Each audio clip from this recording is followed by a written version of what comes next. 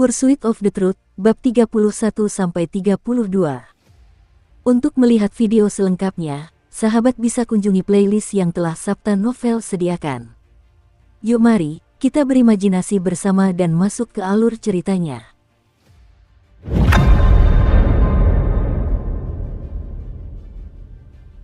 Pemandangan yang tiba-tiba itu membuat Suming terkejut, tetapi dia tidak berhenti. Sebaliknya, dia berlari lebih cepat. Kepribadian Suming memang seperti itu. Dia akan menjauh dari sesuatu, atau dia akan menyelesaikan apa yang telah dia mulai. Saat Suming mendekati pohon itu, mata Bailing yang sebelumnya kosong tanpa ekspresi, tertuju padanya. Dia menatap Suming dengan tercengang. Sambil menatap, air mata mengalir dari matanya. Tidak ada sedikit pun keraguan ketika Suming mendekati pohon itu. Dia mengangkat tanduk di tangan kanannya dan menusuk pohon merah itu. Ketika setengah dari tanduk itu menancap ke pohon, cairan merah gelap yang tampak seperti darah mengalir keluar. Jeritan tertahan juga terdengar dari dalam. Itu adalah jeritan yang dipenuhi amarah. Jeritan itu begitu kuat hingga mengguncang seluruh lembah. Wajah Suming pucat pasi, tetapi matanya dingin. Saat tanduk itu menembus pohon, dia menariknya ke bawah dengan tiba-tiba. Sebuah retakan besar muncul di pohon itu. Hembusan udara dingin segera menyembur keluar dari retakan tersebut. Retakan itu praktis muncul di samping Bailing. Begitu retakan itu terbuka, Suming melihat tubuh Bailing di dalamnya. Tanpa ragu, ia memasukkan tangannya ke dalam pohon untuk meraih lengan Bailing yang berada di dalam. Kemudian dengan geraman rendah, ia menariknya keluar. Hanya dengan satu tarikan, dia berhasil mengeluarkan tubuh Bailing dari pohon. Bailing terkejut. Dia menatap Suming dengan ekspresi tercengang dan membiarkan Suming menariknya. Air mata kembali mengalir dari matanya. Pada saat itu, wajah Suming terpatri kuat dalam benaknya. Dengan Bailing dalam genggamannya, Suming segera melompat mundur. Jantungnya berdebar kencang. Tepat saat dia hendak pergi, teriakan semakin keras dan memenuhi seluruh lembah. Dari celah di pohon, puluhan sayap bulan muncul. Kesedihan dan keputusasaan di wajah mereka digantikan oleh kegilaan dan nafsu darah saat mereka terbang keluar dari celah tersebut. Suming merasa merinding. Dia segera mundur. Terlalu banyak sayap bulan. Mereka berbaris begitu rapat. Suming memperkirakan ada sekitar ribuan dari mereka yang datang langsung ke arahnya dan Bailing. Bahkan ada lebih banyak sayap bulan di dalam pohon itu. Namun, tepat ketika sayap bulan hendak mengejar mereka, Suming melihat gelombang panas menghantam mereka. Wajah mereka dipenuhi rasa takut. Beberapa dari mereka bahkan membeku dan jatuh ke dalam magma. Mereka hancur berkeping-keping seperti batu. Tidak ada darah maupun daging. Hanya hembusan udara dingin yang naik dari tempat mereka hancur. Legenda tentang suku berserker api abadi yang berubah menjadi sayap bulan itu benar. Awalnya mereka tidak takut api, tetapi setelah berubah menjadi sayap bulan, mereka mengalami mutasi misterius dan menjadi takut api. Dari kelihatannya, tubuh mereka sedingin es. Suming menyipitkan matanya. Sambil mundur, dia melemparkan Bailing ke arah pintu masuk terowongan terdekat dengan tangan kirinya. "Kenapa kau masih melamun? Lari!" geram Suming padanya. Bailing tersadar dari lamunannya seolah baru bangun dari mimpi buruk. Saat tubuhnya mendarat di pintu masuk terowongan, dia berbalik dan menatap Suming. Tepat saat dia hendak berbicara, "Lari!" Suming berlari menuju pintu masuk terowongan. Magma di lembah itu telah menutupi semua rumah di suku tersebut. Hanya tersisa beberapa atap saja. Wajah Bailing pucat pasi. Ia tak ragu lagi. Ia berbalik dan berlari masuk ke terowongan. Kakinya terasa sakit, tetapi ia mengabaikannya. Satu-satunya pikiran dalam benaknya saat itu adalah melarikan diri dari tempat itu. Suming melompat ke beberapa atap yang tersisa dan langsung menuju terowongan. Di belakangnya, sejumlah besar anggota Wings of the Moon berteriak, tetapi mereka tidak berani mengejar. Tangisan dan raungan yang teredam dari pepohonan membuat anggota Wings of the Moon semakin histeris. Beberapa lusin dari mereka bahkan langsung menyerang Suming tanpa mempedulikan panasnya udara. Ki dalam tubuh Suming mendidih. 11 pembuluh darah menyebar di seluruh tubuhnya. Ketika sayap bulan datang, dia mengayunkan tanduk di tangannya dan bergegas menuju terowongan. Semua ini terjadi dalam waktu singkat. Namun demikian, ketika Suming tiba di terowongan, beberapa sayap bulan yang mengejarnya jatuh dan hancur di atas magma. Jantung Su Ming berdebar kencang, tetapi dia tetap tenang. Semuanya berjalan sesuai rencana. Jika dia memutuskan untuk menunggu sedikit lebih lama dan magma semakin mengental sebelum bertindak, segalanya tidak akan semudah ini. Lebih banyak anggota Wings of the Moon akan mengejarnya. Saat melangkah masuk ke terowongan, kaki Su Ming mengeluarkan bau daging terbakar. Meskipun begitu, dia tidak berhenti. Malah, dia berlari lebih cepat. Di belakangnya, semua anggota Wings of the Moon di lembah itu meraung tetapi mereka tidak mengejar. Namun, ada beberapa yang berhasil menerobos masuk ke terowongan meskipun banyak rekan mereka telah tewas. Mereka menyerbu Su Ming. Sayap bulan takut akan panas, itulah sebabnya mereka tidak berani keluar dari pohon. Tetapi semakin dekat kita keluar, semakin berkurang pula panasnya. Saat Su Ming berlari, jeritan di belakangnya semakin terdengar jelas. Aku harus membunuh semua sayap bulan yang mengejar kita. Mereka tidak boleh tetap ada. Su Ming menatap batu besar yang sebelumnya telah ia potong saat masuk. Ia segera berlari ke arahnya. Dengan tanduk di tangan, ia berbalik dan melihat 4 sayap bulan menyerbu ke arahnya dengan tatapan buas di wajah mereka. Suara kepakan sayap mereka semakin keras. Wajah Su Ming pucat pasi, tetapi matanya tetap tenang. Tepat ketika keempat sayap bulan hendak mencapainya, Su Ming menendang batu besar itu. Dia sebelumnya telah mengukur ukuran batu itu. Ukurannya kira-kira sama dengan terowongan. Saat dia menendang batu itu dengan memusatkan seluruh kekuatan ki-nya ke kakinya, batu itu terbang ke atas dan menghalangi terowongan seperti pintu. Su Ming selalu memiliki waktu yang tepat. Menurut perhitungannya, pintu batu itu dapat menahan 3 sayap bulan untuk sementara waktu. Adapun yang tersisa, dia akan membunuhnya dengan tanduk di tangannya menggunakan panas di terowongan sebagai keuntungannya. Namun, Wings of the Moon terlalu cepat. Barikade batu yang dibuat Su Ming hanya berhasil menghentikan 2 dari mereka. 2 lainnya berhasil melewati barikade dan menyerbu ke arahnya. Su Ming mengerutkan kening dan segera berlari maju. Sekalipun dia bisa membunuh kedua sayap bulan, dia akan terluka. Lagi pula, dia masih punya rencana yang lebih baik. Saat dia berlari, kecepatan pengejaran Wings of the Moon meningkat. Kurang dari 100 kaki darinya terdapat batu lain dengan ukuran yang sama. Saat berlari melewati batu itu, Su Ming menggunakan pengalamannya sebelumnya dan menendang batu tersebut. Dengan suara keras, batu itu terbang ke atas dan menghalangi terowongan. Batu itu menahan salah satu dari mereka sementara yang lain melarikan diri. Saat yang lain bergegas mendekati Su Ming, tatapan dingin di mata Su Ming semakin tajam. Dia tidak mundur lagi, melainkan memilih untuk maju menyerang dengan tanduk di tangannya. Manusia dan makhluk mengerikan itu langsung bertarung di dalam terowongan. Jika Su Ming tidak menempuh jalan sang berserker, dia tidak akan mampu melawan, apalagi bertarung. Namun, dia telah memanifestasikan 11 pembuluh darah. Dia juga dilengkapi dengan tanduk yang sangat tajam. Dia memiliki keunggulan mutlak dalam pertempuran melawan sayap bulan. Su Ming menusuk sayap bulan dan makhluk itu langsung melompat menjauh. Meskipun demikian, luka di tubuhnya sembuh dengan cepat. Sayap bulan hanya tampak sedikit lesu tetapi tidak menunjukkan tanda-tanda akan segera mati. Su Ming menyipitkan matanya dan dengan cepat melukai makhluk itu beberapa kali lagi sehingga tidak dapat pulih dalam waktu singkat. Dia segera berbalik dan lari. Saat berlari, dia akan menendang batu-batu yang telah dia letakkan di terowongan sebelumnya setiap kali dia melihatnya. Batu-batu itu menjadi penghalang di terowongan bagi sayap bulan. Meskipun ia sempat berhenti untuk menendang batu-batu itu, Su Ming bangga dengan kecepatannya.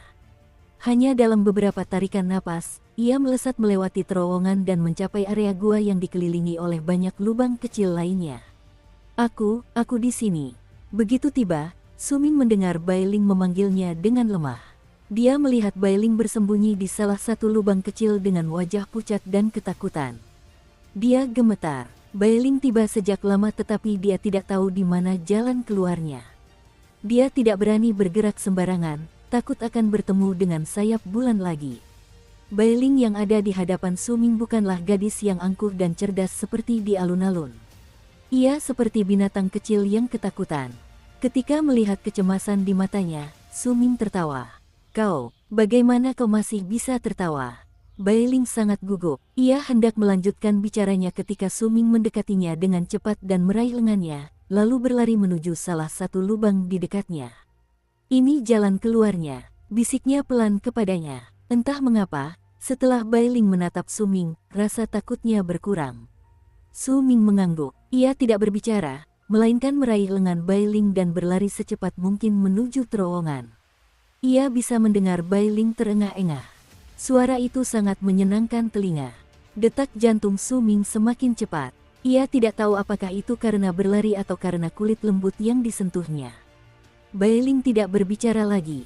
Ia membiarkan Suming memegang tangannya saat mereka berlari melewati terowongan berbahaya. Jantungnya berdebar kencang dan perlahan, ia merasakan hal yang sama seperti Suming.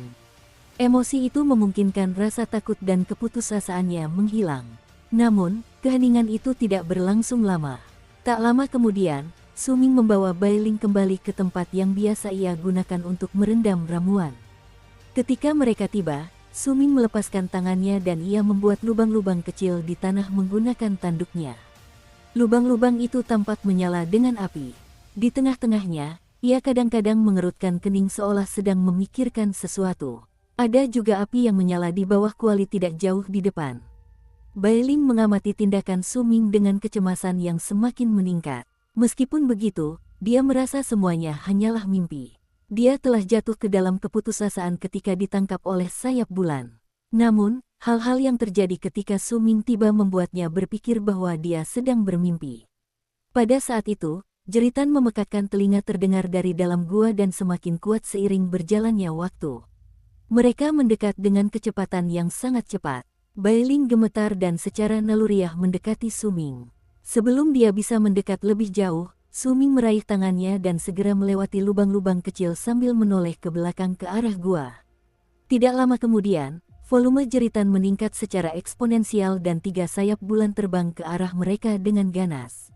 Bailing gemetar. Dukung terus channel YouTube Sabta Novel. Dia hendak mundur ketika Suming mengeluarkan tanduknya. Dia membelah tanah tempat api mengalir menuju kuali, menghubungkan retakan itu dengan jurang lain. Tirai api segera muncul dari tanah. Kekuatannya seperti lautan api. Ketiga sayap bulan yang bergegas ke arah mereka diselimuti oleh lautan api. Tangisan pilu menggema di udara. Mereka jatuh ke tanah dan hancur berkeping-keping. Hembusan angin dingin keluar dari sisa-sisa mereka dan bercampur dengan api. Wajah Suming muram di bawah cahaya api. Bailing, yang berdiri di belakangnya, menjadi semakin ketakutan.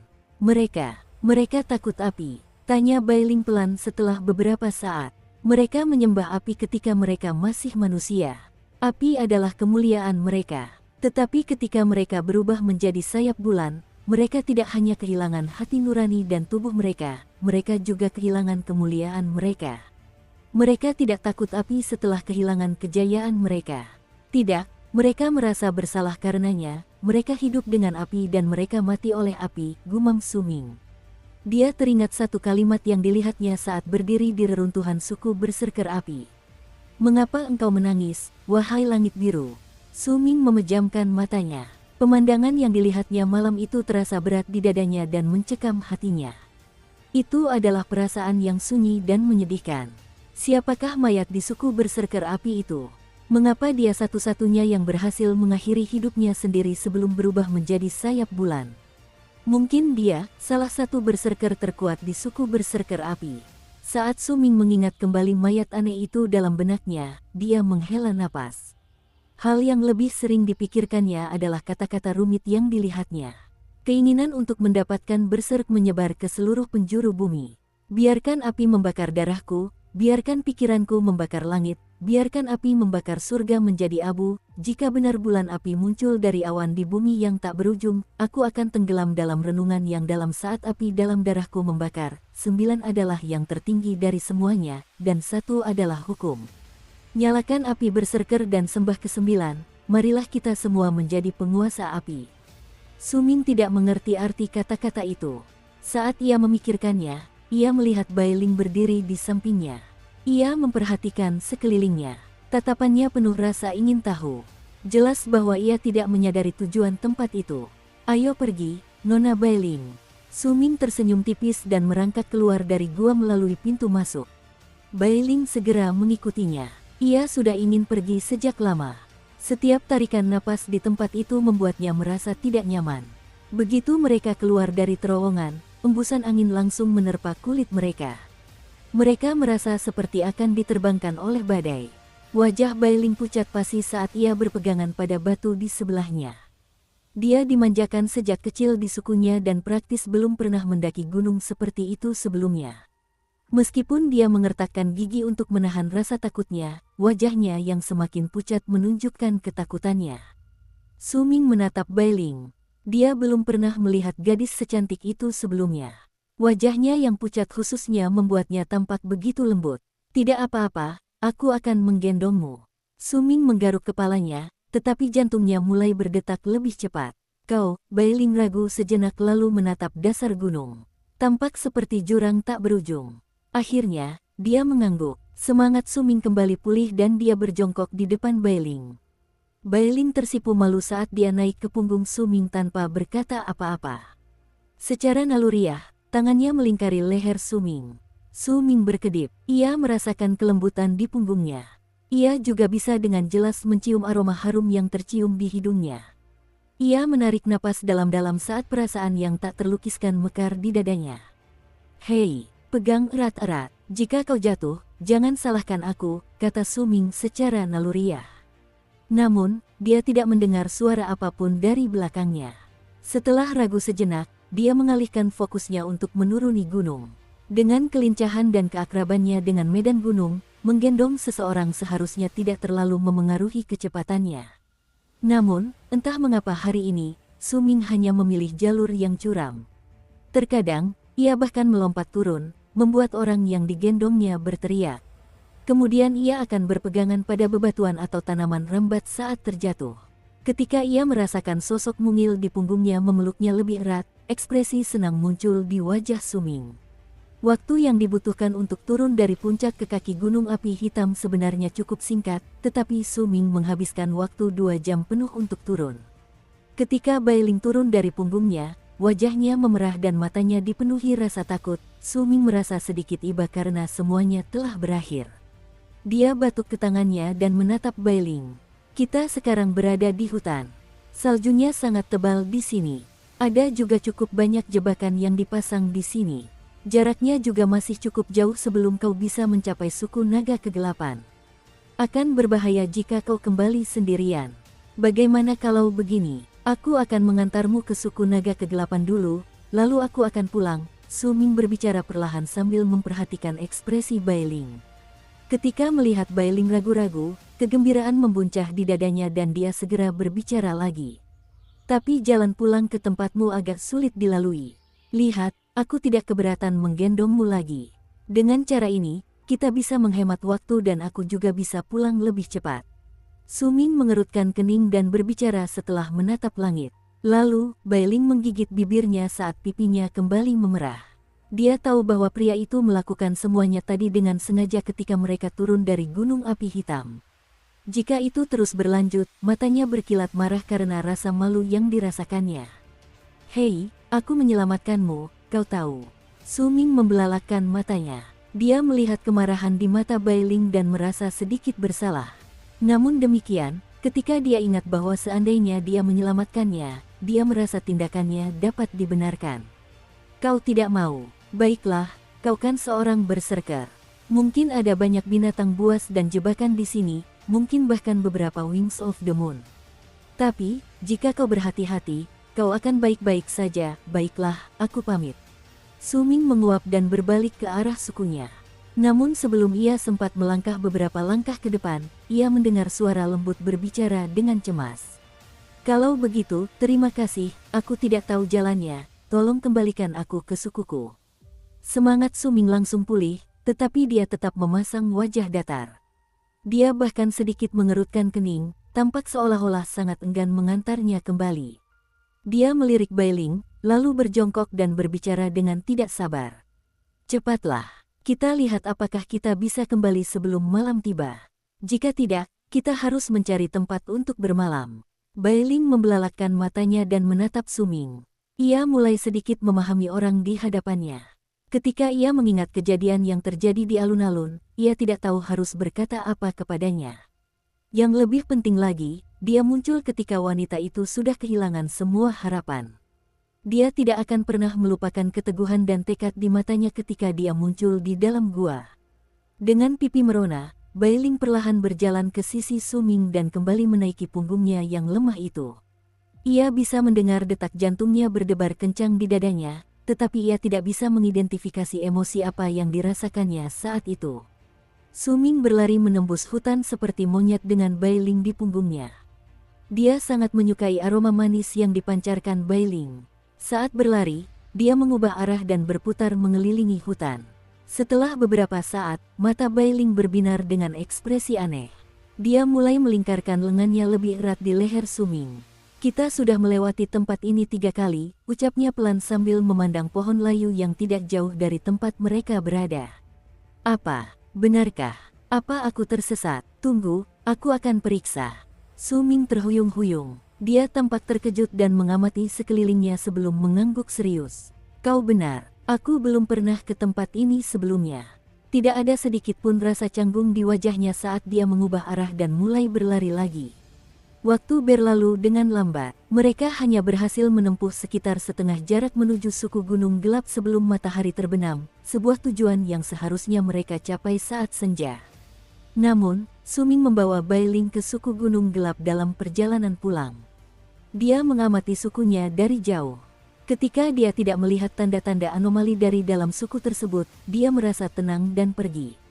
Ketika Bai Ling melihat langit semakin gelap, ekspresi di matanya menjadi semakin aneh.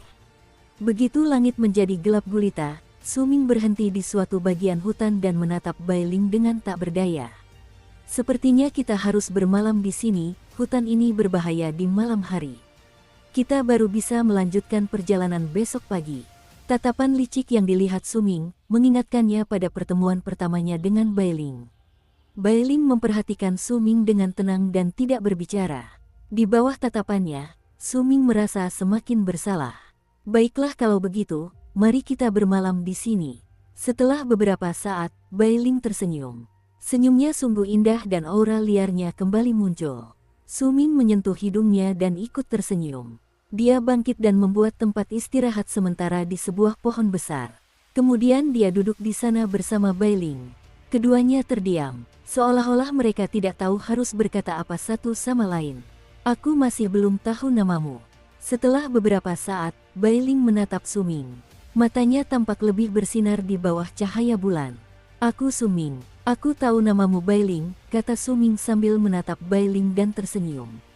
Kau berbohong padaku di alun-alun, kan? Kupikir itu aneh saat aku kembali ke suku, kata Bai Ling sambil mengedipkan mata dan mengerutkan hidungnya. Sungguh menggemaskan, yaitu, kau juga bukan tuan muda dari suku Gunung Kegelapan, kan? Bai Ling melihat sekeliling dengan mata berbinarnya dan berbicara sambil terkekeh pelan. Su Ming menggaruk kepalanya, tidak tahu harus berkata apa. Pada saat itu, salju mulai turun dari langit. Seluruh langit dihiasi dengan kepingan salju putih. Oh, sedang turun salju. Su Ming langsung mengalihkan pembicaraan dengan mengangkat kepalanya dan melihat salju. Bai Ling tersenyum. Ia tidak melanjutkan pembicaraan dan memilih untuk memandang langit juga. Ia menatap salju. Beberapa butir salju jatuh di wajahnya. Rasanya sejuk dan nyaman. Salju semakin lebat dan kedua orang di hutan itu tampak terpesona oleh keindahannya. Mereka terdiam. Su Ming, terima kasih, langit memang sudah gelap sejak awal. Namun, saat cahaya bulan memantul dari permukaan salju, lingkungan sekitar mereka tampak diterangi oleh cahaya keperakan. Dengan demikian, hutan itu tidak segelap sebelumnya. Terima kasih telah menyelamatkanku, bisakah kau bercerita tentang dirimu? Mengapa kau berada di sana? Bai Ling menatap Su Ming dan berbicara dengan lembut. Biasanya aku pergi ke pegunungan untuk memetik ramuan.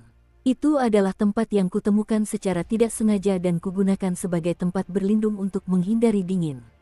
Aku hanya tidak menyangka akan melihat sayap bulan kemarin. Su Ming tidak berbicara tentang menggunakan tempat itu untuk memetik ramuan.